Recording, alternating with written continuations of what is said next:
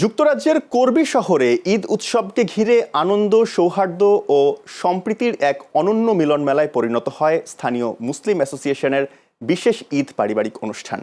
Channel এসের যুক্তরাজ্য প্রতিনিধি এহসানুল ইসলাম চৌধুরী শামীম জানান, কর্বি সেন্ট্রাল মসজিদে আয়োজিত এই অনুষ্ঠানে ২ শতাধিক অতিথি অংশ নেন।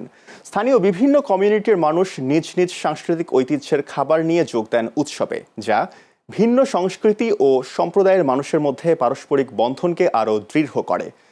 এবারের আয়োজনে প্রথমবারের মতো শিশুদের জন্য bounce the castle, table tennis ও ক্যারাম বোর্ড সহ নানা বিনোদনের ব্যবস্থা রাখা হয়, যা ছোট বড় সবার মাঝে বাড়তি উৎসাহ ও প্রাণচাঞ্চল্য সৃষ্টি করে।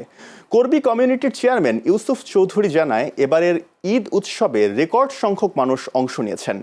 সফল আয়োজনের জন্য তিনি নিরাপত্তা কর্মী ও স্বেচ্ছাসেবকদের প্রতি আন্তরিক কৃতজ্ঞতা প্রকাশ করেন।